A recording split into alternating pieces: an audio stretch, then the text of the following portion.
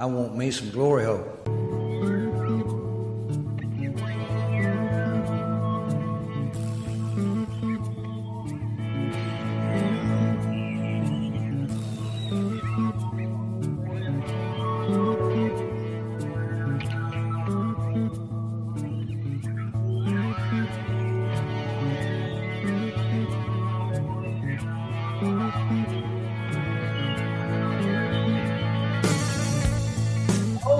Yeah, hello, welcome to the Football Glory Hole Recap Podcast for Week 16 of your NFL season. I am your host, Bo Stevens, joined here as always by my good buddy Longhorn. We'll listen to an Apple Podcast, SoundCloud, Spreaker, Spotify. Watch us live on Facebook, live on YouTube, live on Instagram, live or recorded any way you can afford it, baby. We thank each and every Glory Hole for tuning in this week. All right, boys and girls, you know how we do. It's the good, the bad, the hard, fucking kidding. And now it's time for the good. Oh, that's good. That's good. Well, that's just fucking great. That's just fucking great. The bad. Is this bad? Is this bad? Well, that's fucking not good. And the are you fucking kidding me? Are you fucking kidding me? Are you fucking kidding me? God damn it, are you fucking with me?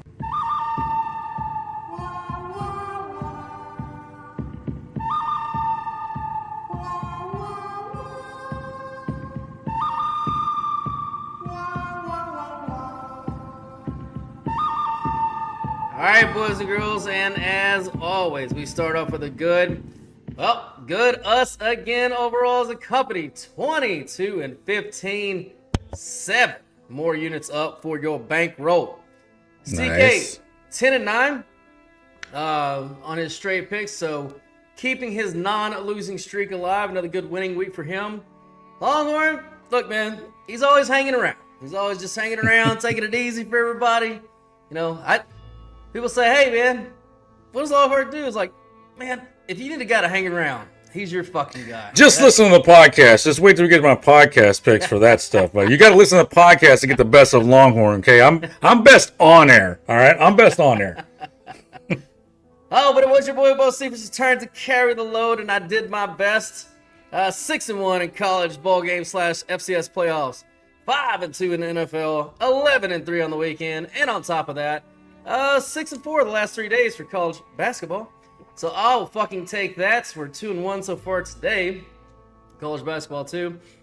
And inside of all that, my free pick, Ole Miss -17. Good lord, that was an ass whipping. The overall playoff format is going to have to change. Now, I personally don't want it to because these G5 teams on the road, they're just must-faves in this first round. I like getting easy wins.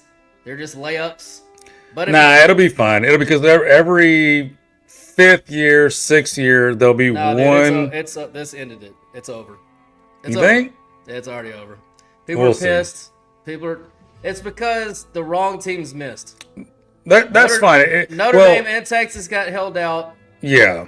And then you had these two teams getting it. So it's over. Well, they don't need them. Why is the format to where James Madison has to be in? Like you can tweak the format to where that's what they're gonna do. They're going to keep 12, and you'll still get one, but they're going to guarantee never again will you get 2. You get the ones just served up to the slaughter.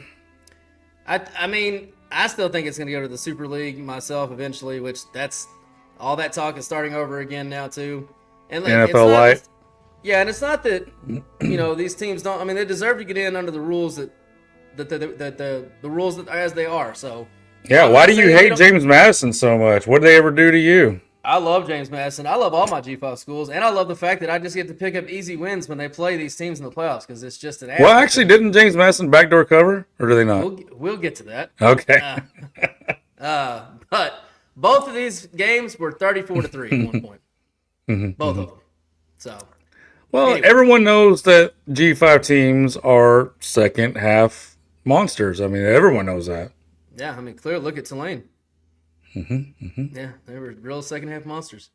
Now the divide has gotten bigger. Like since the NIL thing, it's gotten bigger because now it's none of these teams have to hide the fact they can just pay their players anymore. And of course, the bigger teams, the bigger programs with more money, Yes, they're gonna go pay all your players. So everybody that is on James Madison was really good and was in the playoffs. Guess what? There's all these fucking Power 4 teams that are gonna come say, "I'll take this. I'll take this guy. I'll take this guy. I'll take this guy," and they just rape them every year of all their talent and pay them to come play for them, just like Texas Tech did, just like Ohio State did last year. Like that's the new thing. The people you just pay the most money for your roster and hope it works out. And the G5 teams, they just cannot. They're not gonna be able to compete with that. So. That's unfortunate. I'm a big G5 fan. I love that football, but it is what it is. I thought it was an airplane. I had no idea it was a conference. They can't afford a G5 in the G5. Not one. Mm-hmm. All right, let's move on to the podcast. Longhorn was great on the podcast. He hit a sounder, hit one danger zone, and the big dig pick. And I just want to recap these. We'll go through every pick, but just to reset where he's at for the season, because I want to give him a fair shot these last 2 weeks to get in the black. So, for the season, Sounders are now minus 155, so only down a unit and a half. They were terrible, and they were terrible to start the year. Yeah, you've been on a streak on those. Danger zones were great to start the year. They've gotten awfully dangerous. You're down $653 there. What? But the that big doesn't digs, sound right. Got to check with accounting on that one. But the big digs make a big comeback, plus 383 on the black of the season. So, altogether, he's only down 425. Not too shabby. He's got 2 weeks left to get in the black. You only need 4 1/4 unit. So, keep that in mind going forward this week. Anyway, on to what he did hit for this week. Longhorn hit the sounder on Tennessee for a unit on plus 3 and a unit on plus 135 money line. Before we get to that, are you factoring my ladder bets too? No, I don't have the ladder bets. Yeah, because those have been. There was that 1 week I got like 300 plus 300 on a ladder. Yeah, but you've also lost like 2 of them too. You're probably about even money. All right. Probably about even money. Check with accounting. I'll add those into the ledger for next year. I didn't know how many you were going to do this year, and you lost the first one you put out, so. Look at Old Man Rivers tying it up 14-14. Can't beat that bastard. Can't beat that Old Man Rivers. Unbelievable. All right, Longhorn, like I said, he did hit the sounder Tennessee for unit plus 135 on the money line. Great hit there. I didn't watch a single piece of that piece of shit game, so Longhorn, take us through that one. Which one? Tennessee. Oh, yeah, that one. I didn't watch a single. I mean, I heard my boy Mustache got hurt like 5 plays in. Like he didn't make it too long. Oh, did he not? Who played? Who played? Something called. Who's their third string? Chris Oladokin? Nah, that's not real. That's a G. He's from South Dakota State. That's a G5 player or something like that. That's FCS. That's even worse. No, that was a complete dynasty crusher, easy call. I should have put more units on it, honestly. I didn't think if you'd have known Chris Oladokin was going to fucking play the majority of the game, I'm sure you would have. Well, yeah, I didn't know that. How many passes did Minshew have? 8 attempts. Okay, so he probably played like a quarter or so. So yeah, sure. I guess I was lucky that Ola dunked my nuts in this game. I'm not going to say you were lucky because Tennessee dominated the game. So yeah, that's true. But you would put more units on it if it had been Chris Oladokin.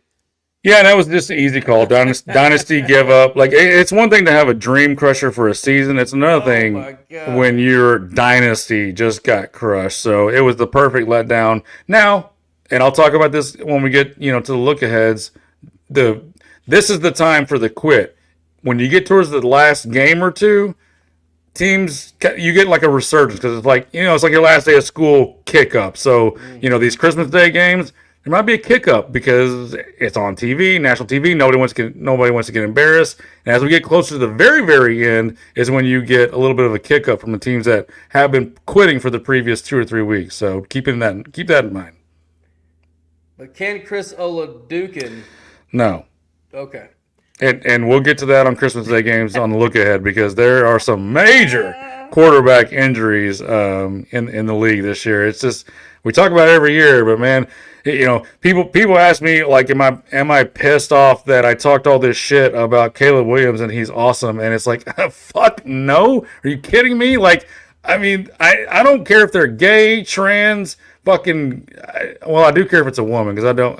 If you're a woman, get the fuck out of here. I don't care how good you are. Get out. You're not playing football. But if you're a trans tard and you're fucking a badass quarterback, I don't care. Get out there and play some football because we need you in this league. Clearly, you go up and down the list of these quarterbacks that we have playing right now in the league, and it is.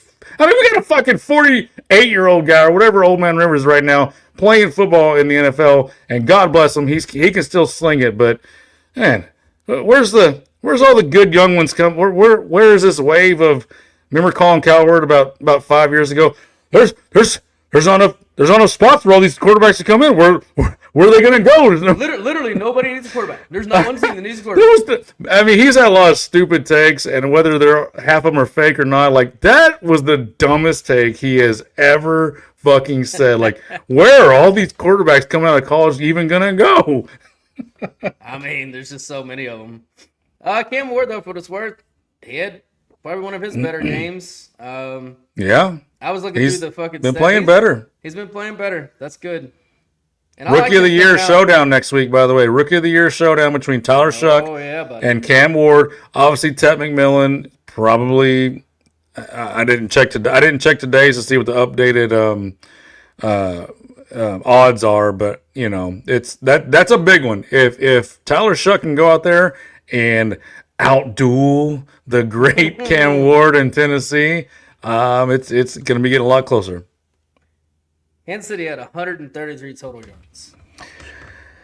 Yeah, there's we need quarterbacks. This is as much as we hate the fucking touch the quarterback, get a fucking penalty shit. Like I hate it in the moment, but then once my emotions calm down and I've thrown my beer and I can get back to a normal mindset, I'm like, okay, I remember this league sucks with all those quarterbacks. So I was thinking about that the other day, actually yesterday. I was like, man, the NFL.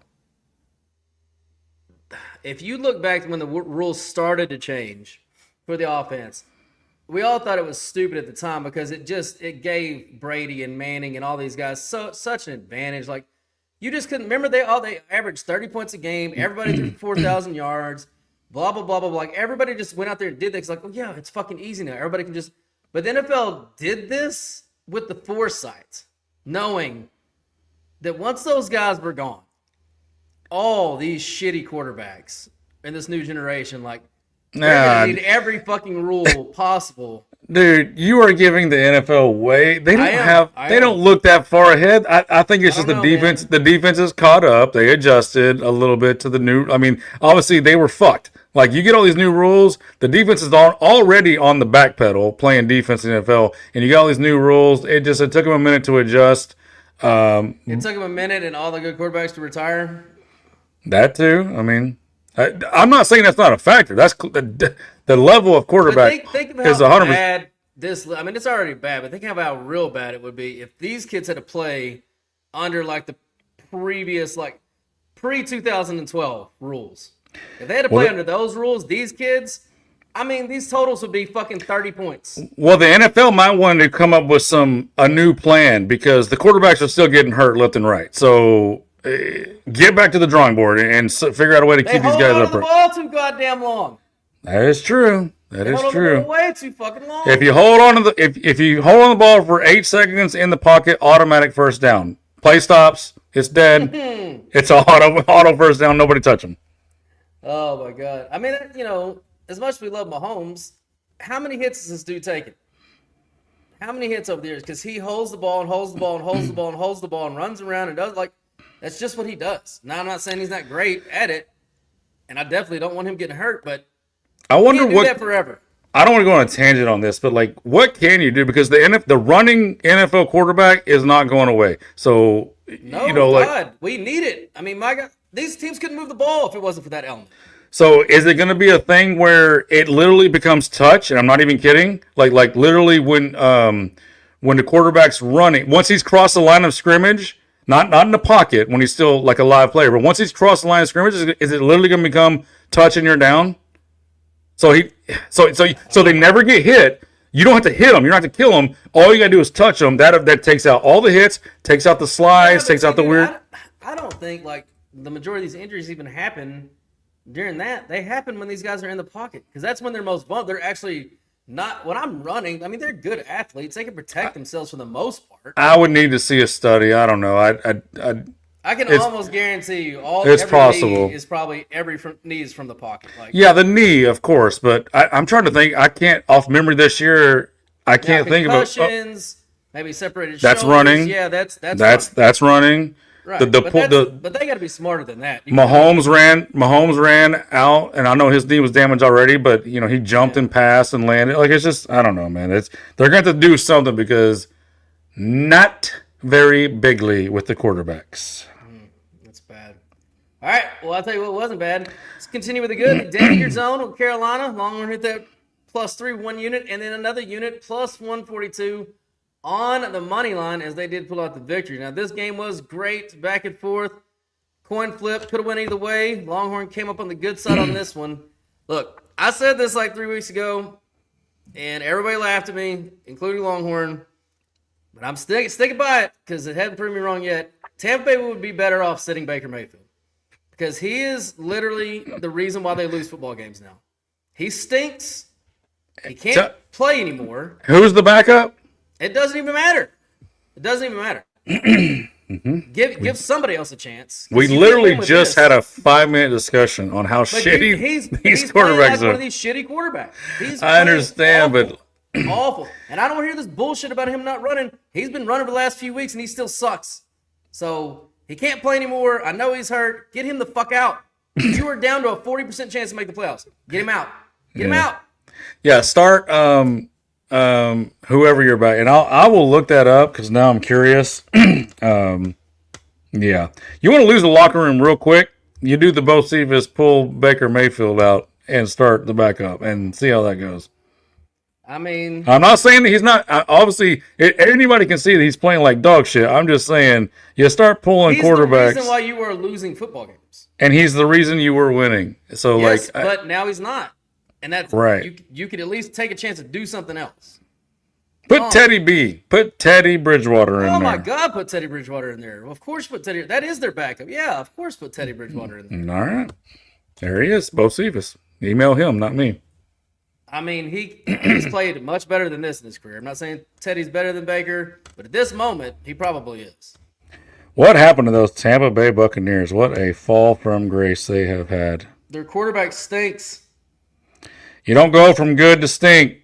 It just he's hurt. He's hurt. By the way, updated Offensive Rookie of the Year odds. Ted McMillan -200, second place. Tyler Shuck +350. This motherfucker is getting tighter than a baby's ass. You have one more day. It's not very tight, sir.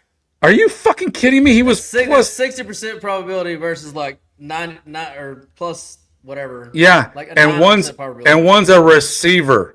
And the other one's a quarterback where if he has been shooting up the ranks, if he wins 2 more games and finishes on like a 6 out of 7 wins, I mean, all I need is to be a 2-man race, and I'm cashing huge. Huge. I think it is a 2-man race, isn't it? Who's in third? Actually, I'm surprised. I can't believe Cam Ward is like plus 20,000. I don't understand that. I guess they've just been bad for so long, and he started the whole year. Travion Henderson is third on my list at plus 1,300. So it's 13-1. He's not going to fucking win. Yeah, so then it's a 2-man race. And with 2 weeks left, I mean, if Ted McMillan goes out there and just kind of whatever, but Tyler Shuck throws balls out, 300 yards, touchdowns, makes memorable plays as a quarterback. Yeah, you're not dead. This is going to get close. Well, you can already hedge out. Yeah, it's pretty much getting there. I need that gap between 2 and 3 to be like undeniable, because the worst thing you can do is try to hedge with the other guy. I think it's already undeniable because the other guy's a running back. I mean, I hear you. Who does he play for? That's New England. Yeah, because that's Drake May is going to probably win, or he's in the line for MVP. I mean, I hear you. I agree. It's getting closer and closer. Yeah, I think you're in good shape there. But anyway, on the game, what'd you think? I mean, I know obviously you hit the bet. Good call there. Carolina takes control of the division. Tampa Bay's down to 40% to make the playoffs chance. And they play again in 2 weeks. Remember, they finished the year playing each other again. This is supposed to be the stretch where Tampa didn't lose a game for the last month of the season. Yeah. Remember we were really smart at the beginning of the year and we said how this season was going to go for Tampa, and it kind of flip-flopped on us? Yeah, exactly flip-flop. Like, they beat every hard team. They've lost to all the fucking – they've lost to every shitty team they've played. Except for the Cardinals. They beat the Cardinals by 3. Thank God. Yeah, no, this was an easy call. Carolina They back in lost their – the Saints, Falcons, and Panthers in a row. Yeah, they're in a bad way. They're in a bad way. Carolina in their sweet spot as underdogs, which means when they, you know what, that'll be curious. When they play in week 18 to finish the year, who's going to be the favorite? Because if it's fucking Carolina as a favorite, Carolina, because it'll be Teddy Bridgewater in there because they'll pull Baker by then. Then it's an auto fade on Carolina as a favorite. Yes, it'll be Teddy Bridgewater will go beat them. Because when they go lose to the Dolphins this week, I think that eliminates them. I think. Maybe not. I guess not, because they still get one more game against the Panthers. Maybe if they lose, I just want to need to look up the playoff scenarios. I have to think if they lose and Panthers win, that has to eliminate them. As we talk about running quarterbacks, Purdy out there running, putting his fucking head down like he's a fullback or something. It's just Idiots. They're just gonna have to do something because they just can't help themselves. They can't help themselves. They really can't. How many fucking times do you have to get hurt and miss time, Purdy? We're going to the playoffs. You're their only hope. You idiot.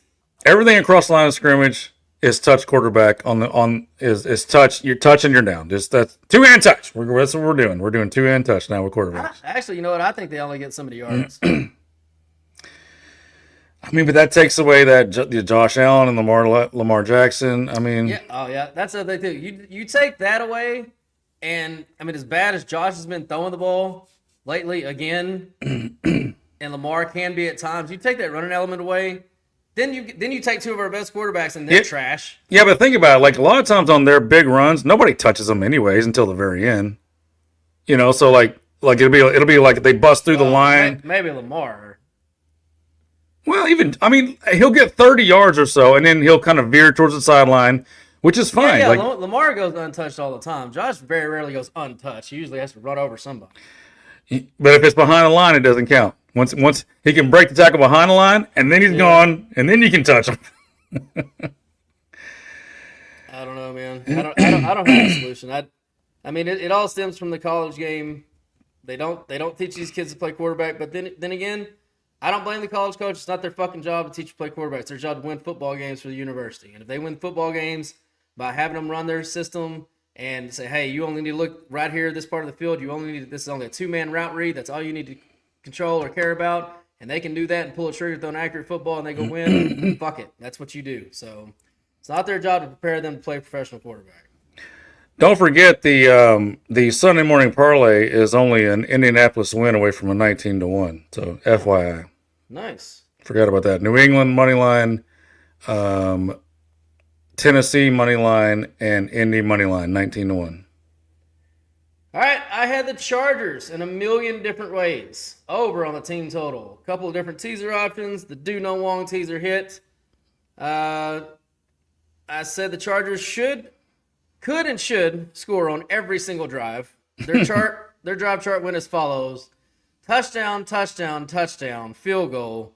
Then they did punt, field goal, touchdown, end of game. So I was one away from being right. Holy shit! Look, that game went exactly like I saw it playing out. The situational numbers. I said the running game for the Cows wasn't going to be good, but I did say I could see Dak having success, which he did, which is why I liked the over on the tees down. I had the game landing on 50 points. It landed on 51 exactly. The game went exactly the way I thought it did or would. Longhorn thoughts on the Cows being eliminated, despite the fact that they have 2 1,000-yard receivers, 1 1,000-yard rusher, and 1 quarterback with 4,000 passing yards. Only ever been done like 3 times. And guess who did it twice? Dak Prescott and the Cowboys. Yikes. That's and the Chargers are sitting at 98.4% to make the playoffs. That is a clear path in the offseason of what you have to do in the draft and free agency for Jerry Jones. This is like a no-brainer. Is it? I mean, Yeah, so and like we said when they made the trades, like, you know, like they weren't really going to do anything this year. Even if they scraped in the playoffs, who fucking cares? You got to take the Quentin Williams trade and then turn that into two awesome draft picks, some major. They're gonna have two high one, or like high-ish ones. Yeah, and major free agent signings. They're not. I know as a Cowboys fan, it's got to be bleak times for like 30 years, but. If they hit the right 30 years now for sure. Right. If they hit the right buttons here, there's a path. There's a path to be like that. We now that we see 44-year-old quarterbacks can still at least get out there and play football. You've got a path and a window with a great offense. You got like 10 more years with Dak? Yeah. And the whole offensive line is young. Like they drafted the offensive line. They're all young players, a good young nucleus. Obviously, we know about the receivers situation. They could upgrade at running back for sure. You know that's always kind of a whatever. Plug in your random guy. Who cares? He ran for 1,000 yards. Exactly. It doesn't matter. All fucking defense. Get and then hit the road running. Hit the ground running next year.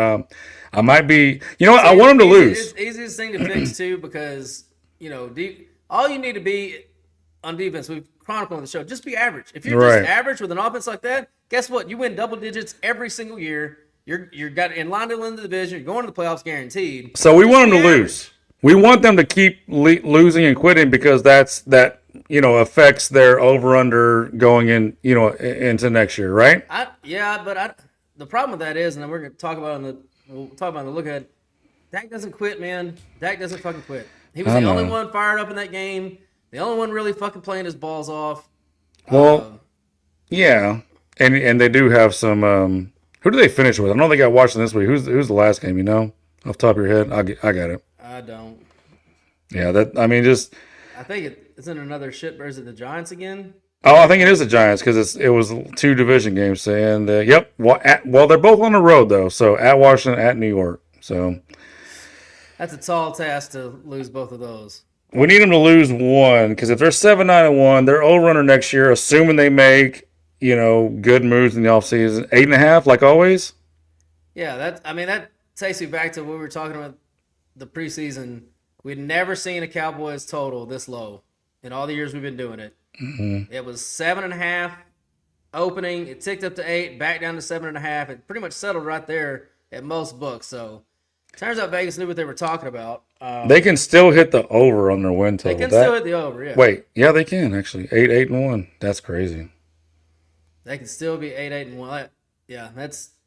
But in this one, look, it was a bad matchup for that. As bad as the defense is, it was an even worse matchup for the Chargers. Everything the Chargers do well. It's exactly what the Cowboys. We're not going to be able to stop.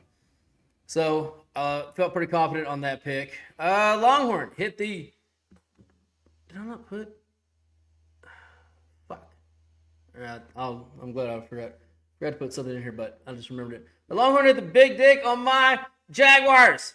2 units plus 3.5. 1 unit plus 160. I actually lost the under on this one, which is one of my 2 losses of the weekend. But the reason why I lost is because my boy TL. I said Jacksonville would struggle to run the ball, and they did. And usually, if they struggle to run it, that's pretty much a wrap for that team. But I don't know. Trevor Lawrence just decided to go out there and have one of the best games of his season and shove it right up my fucking ass. But I did agree with Longhorn on the Jacksonville covering. I should have made this another do-no Wong. I had the game 20-20, but I've been saying, this Denver defense has been slipping, and it continues to do so. Jacksonville's now clinched a postseason berth. They are in the driver's seat to win the division. Denver's also already in the postseason 100%. And also in the driver's seat for their division. But Longhorn, thoughts on this game? Yeah, that's an impressive performance by Jacksonville. Obviously, that's not a game that Jacksonville goes and wins like that. No, so things are changing. It's like they get lucky. Like they can't remember the Kansas City game. They got lucky. Whatever close game win. That was pretty much an ass whipping. Yeah, fucking TL. I mean, I've said it. I've said it before. The further he gets, the more he gets with this coach, Liam Cohen, the more he looks like Baker. The more Baker gets away from him, the less Baker looks like a real quarterback. So, coach. By the way, Cohen, Vrabel, which we know Vrabel's a real coach, but then the guy Ben Johnson just took like a 4, 5, and 4 win team. They're all going to win their division. All got like 12 wins, whatever it is. Like, it's fucking crazy. Or not I know. 12, but yeah. It's coaching so much. The right coach, man. The right coach. And we need to remember that going into years going forward, that don't let it be that just because it's a new team, a new situation, scare you off. If you think the coach is good, and Vrabel was the only one that we really, really knew. But there's signs, like Aaron Glenn. There were signs he was going to be terrible, and he's terrible. There were signs that Ben Johnson was going to be really good. He's really good. There were signs that Liam Cohen was going to be good. So just trust the signs and let that kind of lead your way. As long as they're going to a quarterback that at least has some pedigree. Drake May was a top 5 pick. TL was the first overall pick. What was the other one? And Caleb Williams was first overall pick. So as long as they're not going to I'm trying to think of a really good coach that went well. He wasn't a new coach, but look what Shane Steichen even did with Daniel Jones, a retread. So it's the really good coaches can just turn good into great, average into good. Minnesota did with Cousins while they had him for a couple of years. Who? The kid from Minnesota, the coach there. Oh, O'Connell? Yeah, he had Kirk Cousins show up there. They're just fine. Yeah. Coaching it matters, and Jacksonville is no joke, dude. They got running game, they got defense, and they got a quarterback that can make plays. They couldn't even run the ball, and they still fucking went out and put 30 points up on that different defense. They couldn't run the ball with the shit. There's probably a lot of teams that don't want to see Jacksonville in the playoffs, and who saw that coming? Not us. Not us with our 7 wins projected over there, whatever it is. So that was another takeaway I've been thinking about just on that team from the preseason. You and I both said, and I didn't bet Jacksonville on the under. I didn't make them part of all the picks, even though everything told me I should have. But every bit of sharp money was coming in on the over on Jacksonville. Every dollar. And I was I don't understand this. I do remember that. We talked, it was like, we don't get it. I don't understand. But I know that I'm not going to bet them just because of it. But I certainly don't agree with it. There was nothing in the way I do it that could ever allow me to agree with the fact that the money should have been coming in on the over on Jacksonville. Yeah, but you got you took them over. At least when we did the podcast, you took them over the season wins.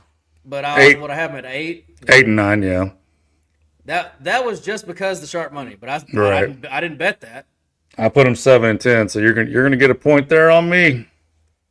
Yeah, well, still, it's a dirty point. That's a dirty point because you're way off. No, that's a dirty point. I mean, 11. They got 11 wins already. Oh God, they're who are they playing next? They play Indy next, which that's a division game, so they're going to be up for that. They got Indy and Tennessee, and Tennessee's going to want to play the role of spoiler. Oh my God, they might win 13 games. Well, remember though, when they needed to fucking win that game against Tennessee in Tennessee, they fucking lost it. So, what was the free? Oh yeah, Longhorn free pick continues to crush it. Of course, he lost on the Jets. It's perspective, right? Yeah, Jets. Yeah, it was Jets for sure. I wanted Tyler Shuck to have a good day, so I made my free pick the Jets. He did have a good day. My boy Brady Cook did not have a good day. So, oh my God, did he? He's not a real quarterback, guys. He's not a real NFL quarterback. We got a lot of those starting in the NFL right now. I was finna say he might fit right in. 3.1 yards per play for the Jets. That is fucking gross.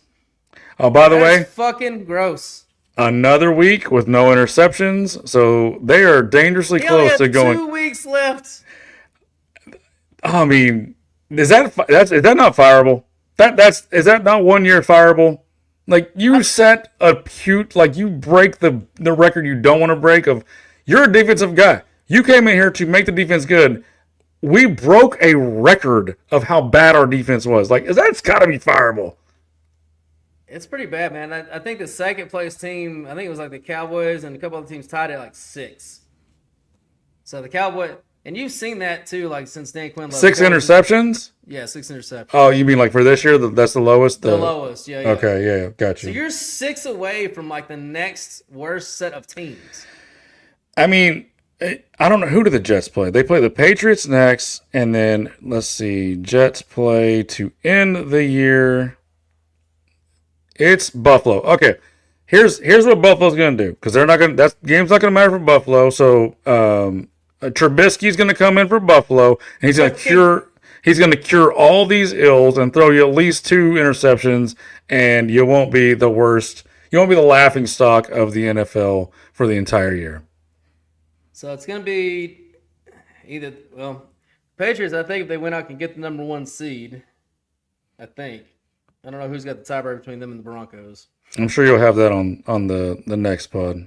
Yeah, we'll talk about all the scenarios when we do the big pod. Because we got to talk about games that when all the chips are on the table and what matters. All right, lots of good this week. Let's move on to the bad, though.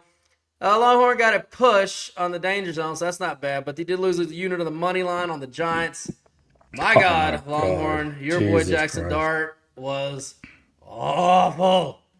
Look, he had a good start to his rookie year. Everyone got a little over their skis and excited about him and Scatabo banging their heads in the garbage cans and shit. And all those memes were a lot of fun. They had some vibes. They had some vibes going. But if you take a step back and look at it, since week 10, the only quarterbacks worse than him are Geno, Baker, and Lamar, who are both hurt, Little JJ, and Shador, who remains the worst quarterback in the NFL. So racist. So now the Giants going forward, they've got this at quarterback. They got a running back who averages 3 yards per carry, and he's tiny. He can't make it through a season. Sir. I mean, there is a reason why the Giants are a poverty franchise. I won't stand for the Scattaboo hate. I won't stand for it. Yeah. You're getting it. He averages 3 yards a carry, and he can't make it through a season. He sucks. They draft terrible. They sign shitty free agents. They fuck up their head coaching hires. They can't argue any of that. Nichols. I mean, they just don't do anything right. But, Longhorn, thoughts on this game?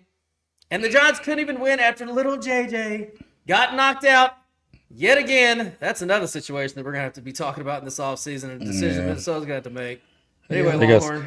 They got some decisions to make, too, on that side with quarterback. But, I mean, this is going to be tough because there's an argument, and, you know, it's fun watching these teams at the end of the year. And let me click on the Giants while I'm going. Did you see Jackson Dart's stat line?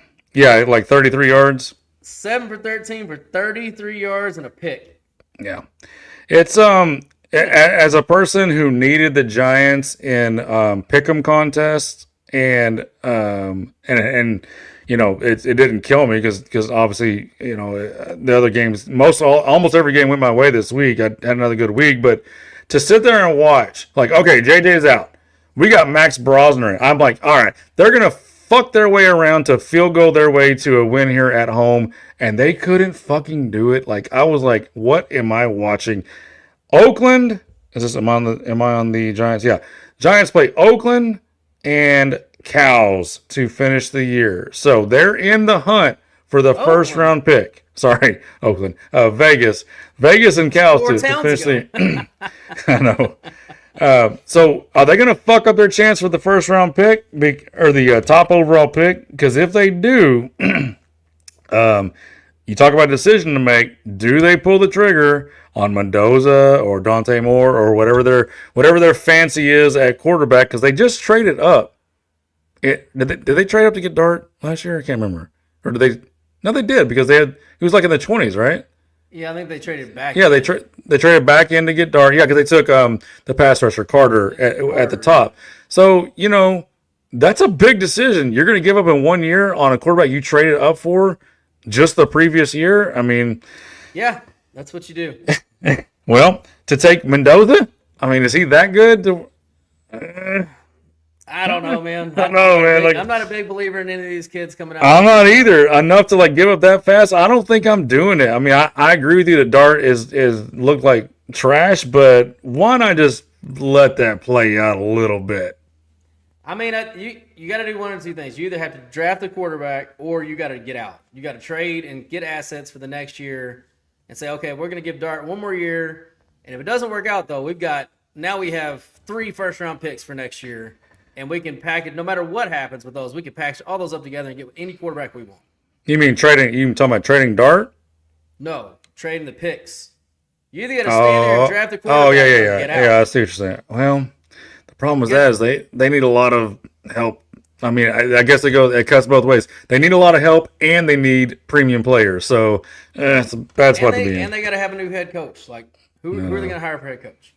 Now, Sorry, Giants. There's rumors that they're thinking about the kid from Notre Dame, which, man, I like him a lot, and I think To be the head coach, to be the head coach. even after he fucking pulled that bitch move in the bowl games. Yeah, I didn't like that at all. That's bad. That's a bad look. Bad look. That is a bad look, but man, he's a really good coach. The entire Giants franchise is a bad look, so he'll fit right in. Yeah, they're poverty people. They are poverty. All right, Detroit and Pittsburgh. That was a stay away game for me here. A couple of things to note on that one, though. DK did punch a fan. He's been suspended for 2 games, so that's the rest of the regular season. Look, I know this one came down to a crazy last play, but the box score tells the story of Pittsburgh just whipping Detroit's ass. That victory was, definitely worthy, and they closed at a 7.5-point dog. So another shout out to CLV not being right again on this one. Longhorn, this Detroit thing is fading fast. Rumbles are starting to happen around the Dan Campbell as we see Ben Johnson continue to excel forward and Detroit continue to fall behind. And the weird thing with me with this Detroit team is you can still see the explosiveness in the offense there in spurts, but it's like, oh, do we got to get down by 20 before we start calling the good plays? Like, what are they doing? I don't understand what they're doing. It's just the O-line, man. They had all-pros all over it for so many years, and they lost a retirement all-pro, and then the other 2 guards that left were not all-pros, but they were significant, solid NFL starting guards with continuity on the rest of the line with the Decker and the Penei Sewell. You can't lose that much and just I'll be like, all right, we're good to go. And to your point, but they still explode because they have amazingly explosive players like Jamar Gibbs and J-Mo and Amon St. Brown. Like they're still how about Tesla, baby, and now Tesla.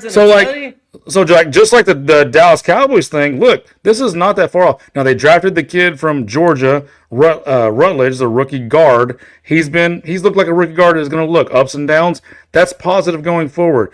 Maybe bring in one free agent that's a solid to Pro Bowl level starting player, and then you're right back to where you were because all those skill players are young players. You've got the tight end coming back, Laporta, next year off of injury. Look, it's not doom and gloom for Detroit. I wouldn't overreact if I was Detroit management because this is. I don't think they're gonna. Yeah, I mean, well, I didn't know the rumors that you heard, so it's just rumblings like from fans, like they're like. Now they do have to get an offensive coordinator because, like, why would Dan Campbell take over? You don't take over calls of the OC and be like, well, you can have it back going in next year. So I think that they do have to get a new OC next year. That's a bad look to just give it back to him next year, I think. Yeah, I think so too. I'm trying to look at this. This is the part of the game that blew me away. Okay, so Pittsburgh 41.7% rushing success rate in the season. So that's 18th. I want to filter this. Let's go from week 10 on and see what they've been like the last 6 or 7 weeks or so. Okay, they've gotten better. They're up to number 12th best rushing success rate defense. Here's what I'll show you. Detroit ran for 15 yards. I couldn't believe what I was watching. They ran for 15 yards. I was like, how can you not rush on this team? But I guess it's gone on the radar that they've gotten much better. Much better, but they're still like not world beaters. Yeah, I don't know. It was a sorry. I didn't sort it. Never mind. They're still 15th. They're barely better than average, and you ran for 15 yards. 15 fucking yards. Not good enough. Detroit, not good enough. Oh, but their season's over. I mean, they're on the outside looking in. They're not eliminated? Not eliminated. Very badly burned. Is it like the 1% thing that Dallas was? 5%. Oh, okay, yeah. 5%. All right. They need to win out, and they need the Packers to lose out. The fighting Dan Campbell's, all he needs is just 0.25%, and we're fucking biting kneecaps. Okay, brother? chip in the chair. Yeah, that was crazy. They only ran for 15 yards. And then on the other side of it, Pittsburgh, nope. Mike Tomlin, not going to have a losing season, 9-6.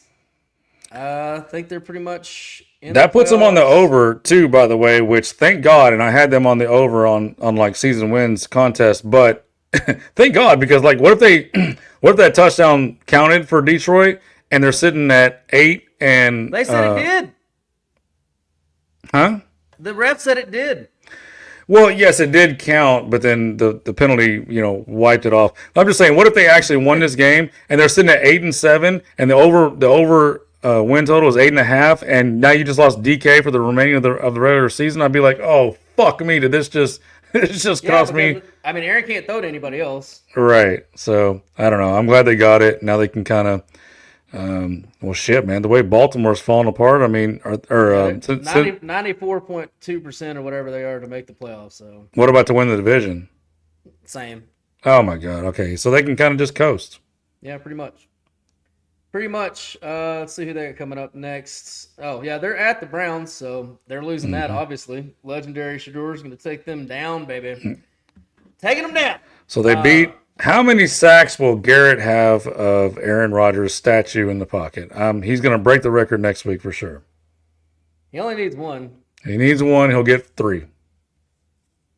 I bet Aaron makes a deal with him. It's like, hey man, just whistle at me when you get close. I'm falling over. The symmetry between Brett Favre being the one that gave Michael Strahan the record, and then now it's another former Green Bay quarterback. Well, that's poetic. I think that's what I'd like. Hey, bro, just fucking whistle at me when you get close, and I'll fall over. I swear to God. Mm-hmm. Yeah, you don't want to get hit by him. No, fuck no. I thought we changed it to touch football. That's what Longhorn said. Longhorn said you can only touch me. Yeah, I would not want to get hit by that motherfucker if I was 24, much less 44, however old fucking Aaron is at this point. Did you see him take that one sack in that game yesterday? I thought they killed him. No, was it in the pocket? Yeah, he took a sack. I didn't think he was getting up. I really didn't. I was like, holy shit, I think he died. But that was that was such a fucking brutal thing for that ref to do. Did you watch the last call? Like the call of the call? Yes, we called the rolling on the field's a touchdown. Could have left that one out, dickhead. And the fucking crowd goes, whoa, erupts, and he's like, but guess what? It doesn't count. Everybody go, fuck yourselves. He either did it on purpose because he's an asshole, or he did it on accident because he's an idiot. You be the judge. It can't be both. It can't be both. Oh my God, what a dickhead thing to do. All right, let's move on to the Are You Fucking Kidding Me? This is 2 of my 3 losses this week. We'll start with college. Fuck you very much, Oregon, for not playing till the end of the game. We did lay 20.5 of those dickheads. They're up 34-3 at one point. Well, they played till the end. They played. They had players out there until the clock hit 0. Yeah, I guess so. I did see that on TV. That could have been AI, though, for all I know. Maybe. They gave up the backdoor touchdown on basically the last play of the fucking game. Just fucking brutal to lose like that. But I will gladly take that loss this weekend as opposed to, a weekend where that would have broke my week. Because, look, you're going to have losses like that every year. It's inevitable. But the timing of them is fucking crucial. You have to hope that you get the breaks on the other side to balance that out. So to have that loss on this week, it is what it is. It's fine, but it still sucked because that was my fucking 7-0 Saturday, whatever that was going to be for me. Yeah. Or 6-0 Saturday because I have one going into it from Friday night. And then the other Are You Fucking Kidding Me was on Green Bay +2. Look, I did win the Do No Wong teaser in that game. Won on Green Bay, teased up also with the Chargers. I nailed the game script. I said that Sugar Britch was going to struggle, and he was awful for 3.5 quarters. And I don't even care that Love got knocked out because fucking Willis came in and was fine without him. And Green Bay, without him, had a 99% win expectancy live in this game. And with Malik Willis in there again for most of it. But the fumble on 1st and goal, and you were only up 6-3. That was a moment that kind of let the Bears hang around. And even despite all of that, it still took a fucking onside kick recovery and a 4th and goal touchdown just to get the game to overtime, and then another fucking fumble on a long drive from Green Bay. And then, of course, Sugar Britches hits the dagger bomb to Moore. From being just a 3-game sweep of the game to 2-1 with a 99% probability of winning. Oh, are you fucking kidding me, Longhorn? I know you were watching that game.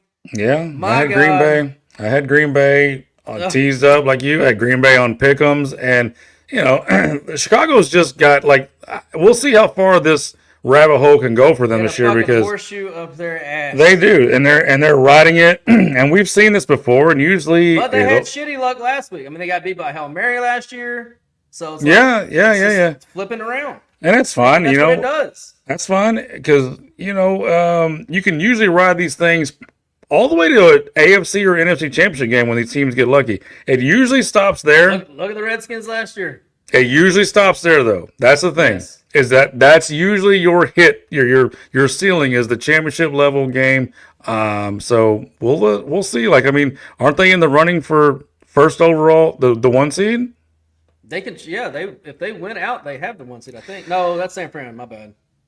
So San Fran wins out. No, that can't be right because they're 10-4 and the Bears are 11 and well, yeah. So if they're 11-4 tonight, so how would that work? Who gets the tiebreaker on that? I guess San Fran did because I heard that San Fran does control their own destiny if they win out.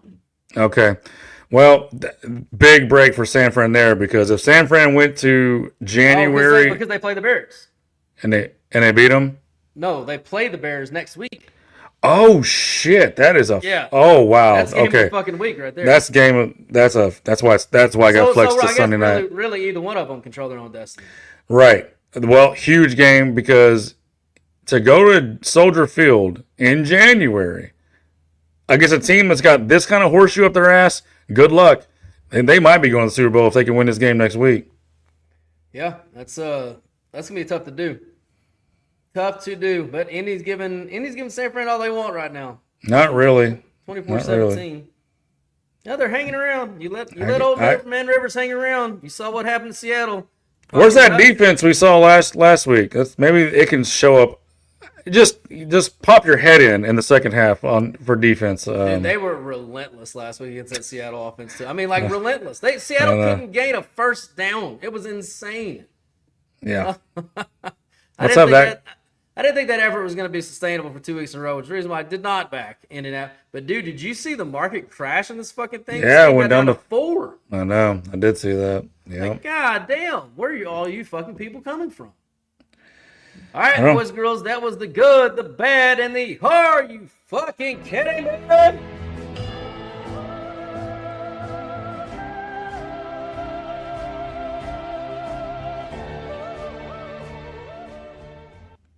All right, some look ahead. We're gonna do a look ahead to the whole week because we want to touch on the Christmas Day game. So we're gonna record the big pod on Christmas night.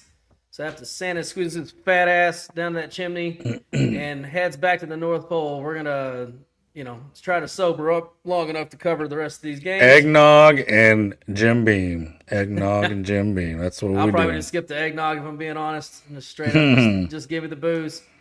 But anyway, so the Christmas Day games, we've got Dallas going to the Redskins, laying 6.5 points on the road currently.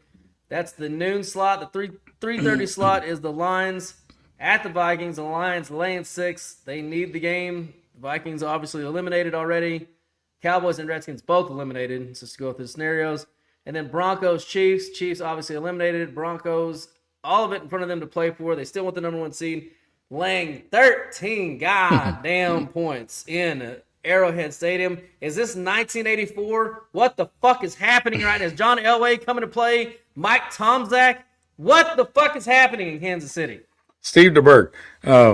What was the Steve DeBerg would never be catching 13. That's true. What's a spec on his name? That's true. What was the injury to Minshew? I don't even know. Yeah, I flashed across my phone. I was like Gardner Minshew going to the blue tent. I'm like, all right. Well. Because I know what Mariota is questionable. Like he might play. is what I've heard. So like it's I hard think to. he could have played last week. Yeah, like he didn't even look hurt. He just looked like he was just on the bench. Yeah, I'm inclined to take Washington and the points in this rivalry matchup, just sight unseen, because Cowboys have nothing to play for. Neither does Washington, but it's a rivalry game. We've seen Washington kind of beat this team in Washington at the end of seasons when they weren't good, which they're not now, but neither the Cowboys. So how much them lose by 30 in this game when yeah. neither one of them had any play. Yeah, these are hard. When it gets down to this, like, neither one has anything. Like, where's your motivation? Where do you pull from? So I don't know that I can back Josh Johnson, man, even against this Cowboys defense. Well, I wouldn't either. But if it's Mariota, I don't know, because the look ahead was 3. So you got to think it's Josh Johnson. Yeah, I mean, that's probably assuming that Cowboys weren't dead officially at that point, but who knows? And then we kind of got the same situation with the Vikings, right? Because, like, I mean, JJ's dead, and you're going with Max Brosmer, whatever his name is, and 3.5 to 6 on that from the fucking look ahead to the open, like, yeah, basically the same thing. And the fact that we've got a 5% chance, and it's before the Green Bay game, so these are all on Christmas. So and coming off a loss, you're gonna get the best Dan Campbell version of Detroit in this game. So I'm inclined to lay the points there. And again, this is Monday. We haven't had any time to dig into this at all, but just early look aheads. And then in the let me look up. You got any thoughts on Chiefs Broncos? I'm gonna look up Gardner Minshew's injury. I mean, with some guy that I've never heard of and that's the bad part, is like he's from South Dakota, so you would think I'd know who he is. I don't know who this kid is. But, I mean, can you lay 13 points with the Broncos and this defense that is slipping as bad as it is? Like, I don't know, man. I don't think he avoided an ACL, but he's still put on IR. So now we're going to let me look up KC's, and we'll go to third string. It is going to be it was the guy that you talked about. Yeah, that's him. That's the guy. Ola Duncan. He's a free agent from the class of 2022. Like, that's the best you can do. You're the Kansas mother effing Chiefs, and the best you can do on third string. They had one of my pet cats, I thought, at one time is the they don't guy. They don't anymore. They got some guy named Ola Duncan. So, oh my God, that's a lot of points to lay. 5.5 to 13. So you're telling me that this dude is basically he can't be 8 points worse than Gardner Minshew. Gardner Minshew turned into Brett Favre all of a sudden in his prime. How did his box score look last week? Awful. But like awful with some hint of hope. It wasn't as bad as Jackson Dart. I'll tell you that. Hint of hope looking forward. Like, all I need to see is he was 11 for 16 for 111 yards, 6.9 yards. Yeah, that's fine. All right, good enough for me. Good for me. Early lean. Take the 13 points. It's still a proud franchise. Like I said, they quit last week. That was easy. That was an easy one to call. It was an easy quit game. This is Christmas Day, national TV. They were already going to quit, and then Minshew gets knocked out like in the first quarter. That's it. Like, you were already going to quit. You were already losing. So Commanders plus the points, assuming it's Mariota. Wait for that. Detroit lay the points, and go ahead and throw the Chiefs on the money line. Do a 3-gamer and fucking bust out a 30-1 on their ass from Christmas Day. Why not? That'd be fucking hilarious. If the Chiefs still took down the Broncos from getting the number 1 seed, that would make Andy Reid's year. You know, that's the funny thing. He's gonna be. Well, yeah, he's gonna be in his bag. He's gonna 100% every play that he's ever. Yes. He's like, every play that I was saving for the playoffs. Fuck it, we're burning this shit now. I'll come up with more before next year. Yeah, this is gonna be a fun one. I think in Kansas, they're gonna have a lot of fun in this game. I think so. Yeah, I agree. All right, Longhorn, tell me about that fabulous Patreon one more time. We can get all these picks, these winning bowl. Look, the bowl package is up for sale by itself. 8-3 so far on bowls, so we're rolling there. Gonna try to continue to rolling. The basketball picks are just up for free. Just go grab them. Longhorn, where do they go get all this shit? Yeah, go to patreon.com/bet_FGH. Get all those winning picks. There's still time left in the season, so stop dicking around and go with either CK, Bo Cephas, or Longhorn. For Bo Cephas, I am Longhorn. We are FGH no matter how you find us. When you think about betting on football, think FGH and never pay a bookie again. Come on. Ah, damn it, people never pay a bookie again. Steven Tyler, take us out, baby.